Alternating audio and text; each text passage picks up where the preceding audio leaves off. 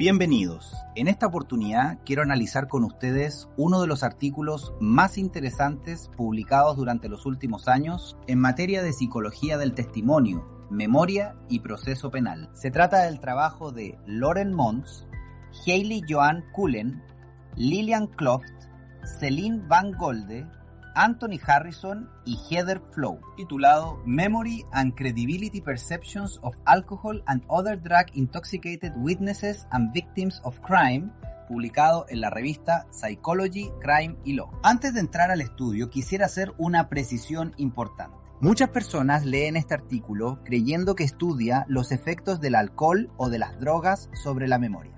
Sin embargo, eso no es exactamente lo que hace. El verdadero objeto de investigación no es la memoria de las víctimas o de los testigos. El verdadero objeto de estudio son las creencias que las personas tienen acerca de esa memoria. Y esta diferencia es fundamental. Los autores no administran alcohol, no realizan pruebas neuropsicológicas, no evalúan procesos menésicos. Lo que hacen es algo mucho más interesante desde el punto de vista jurídico. Intentan descubrir cómo las personas comunes imaginan que funciona la memoria cuando alguien ha consumido sustancias. Y esto tiene una enorme importancia para el derecho. ¿Por qué? Porque en la práctica judicial, especialmente cuando no existe prueba científica específica sobre los efectos de una determinada sustancia en un caso concreto, jueces, abogados e incluso jurados terminan recurriendo inevitablemente a sus propias creencias y experiencias personales. El problema es que esas creencias pueden ser completamente erróneas.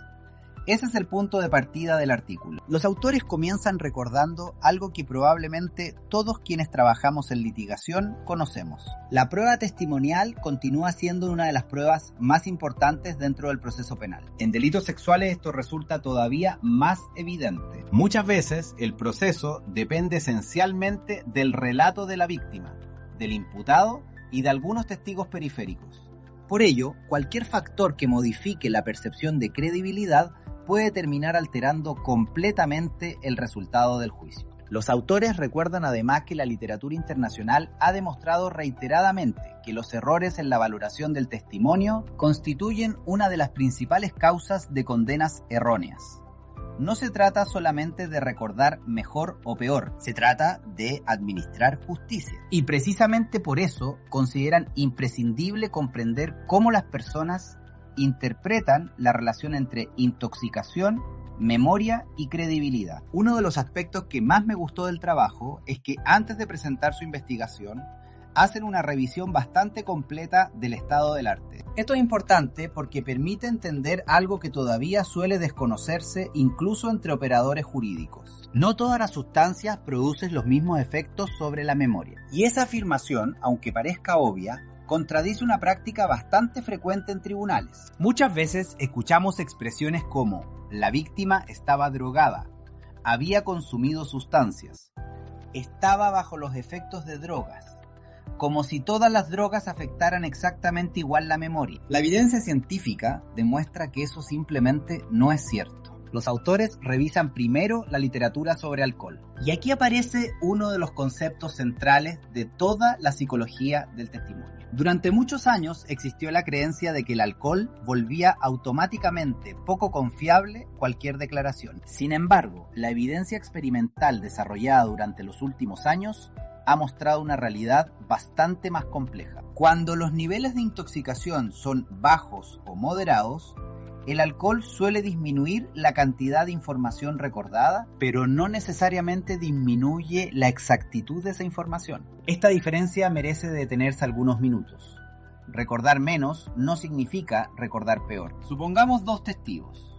El primero entrega 100 detalles, el segundo entrega 50. La intuición nos llevaría a pensar que el primero tiene una memoria superior, pero la investigación demuestra que eso no necesariamente ocurre. Puede suceder perfectamente que el segundo recuerde menos información, pero que toda ella sea correcta. En cambio, el primero puede incorporar numerosos errores.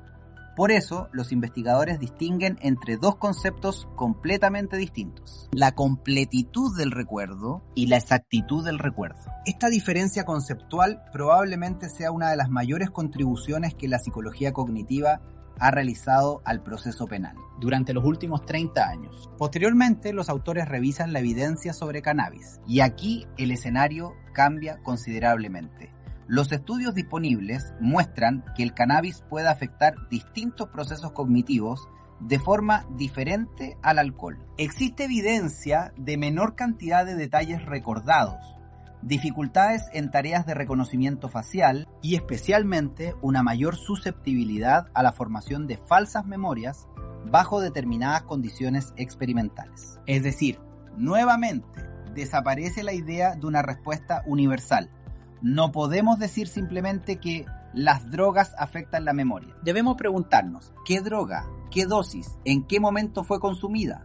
¿Cuánto tiempo transcurrió antes de la entrevista? ¿Qué tipo de memoria estamos evaluando? ¿Recuerdo libre? ¿Reconocimiento? ¿Identificación de personas?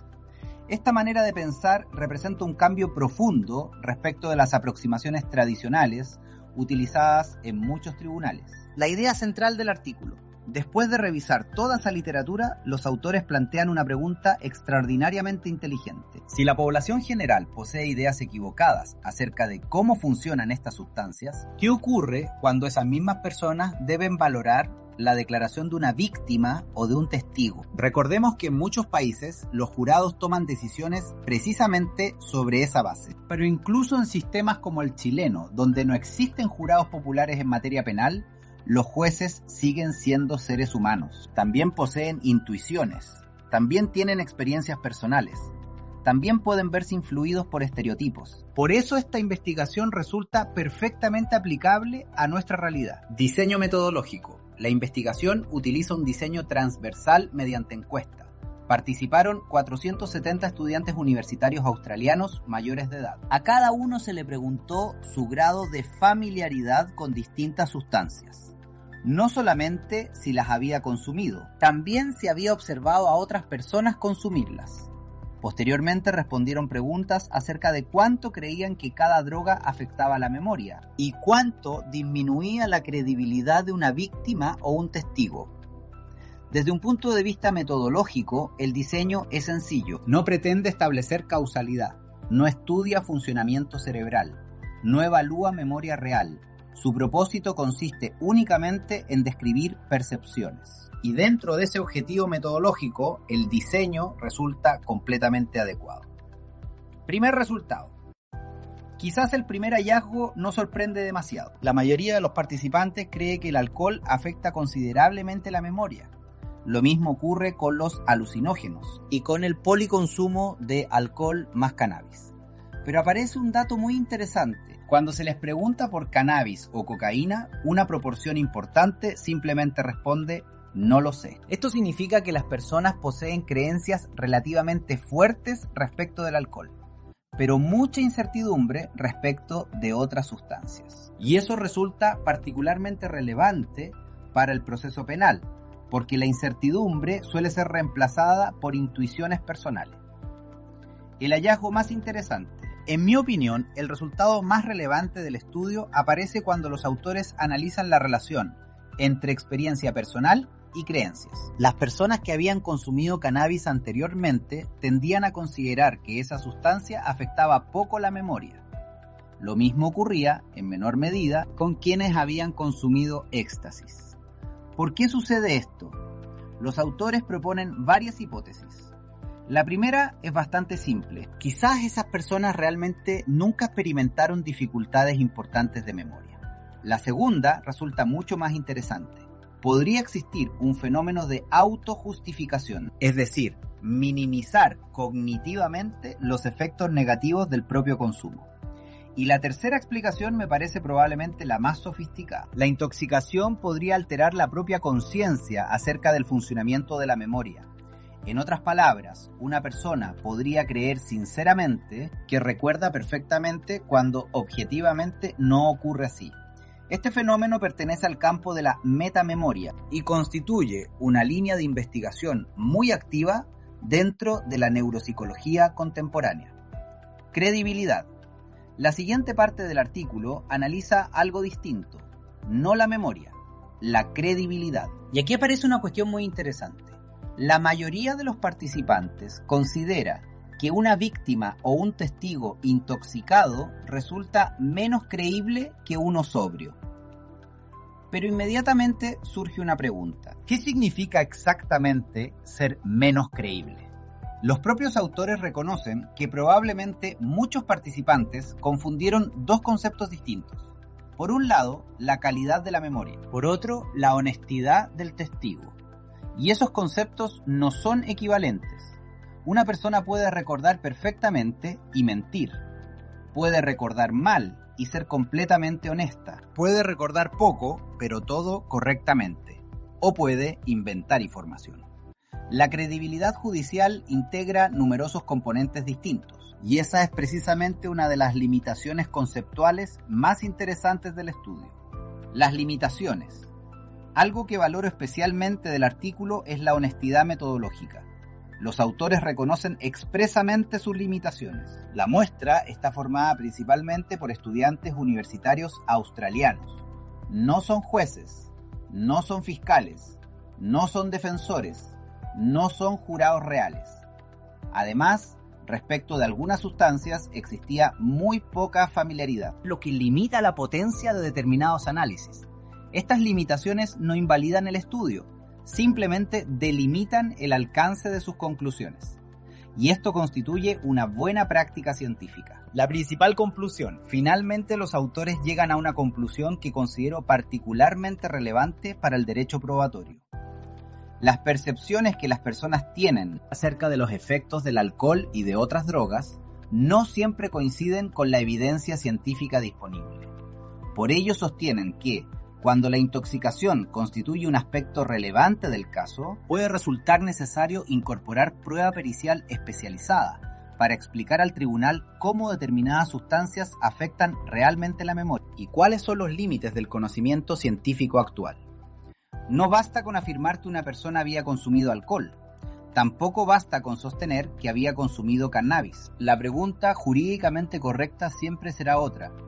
¿Cómo afectó esa sustancia, en esa dosis, en ese momento específico y respecto de ese tipo particular de memoria? Solo una respuesta basada en evidencia científica puede ofrecer una valoración racional de la prueba.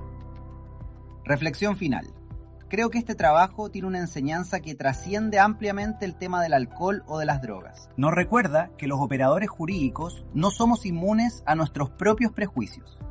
Valoramos la prueba desde nuestras experiencias, nuestras intuiciones y nuestras creencias previas.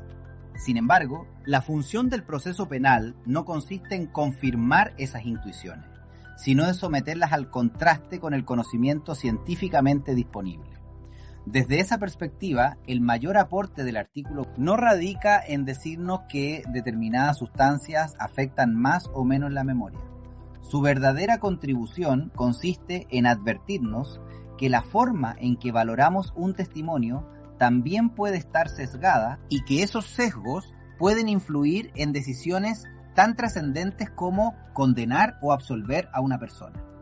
Para quienes trabajamos en litigación penal, psicología forense o valoración de la prueba, el mensaje es claro. La discusión no debe centrarse en si alguien consumió alcohol o drogas, sino en qué evidencia científica existe para comprender cómo ese consumo pudo influir o no en los procesos de codificación, consolidación y recuperación de la memoria, en el caso concreto. Solo así podremos avanzar hacia una valoración probatoria verdaderamente racional y compatible con los estándares científicos contemporáneos.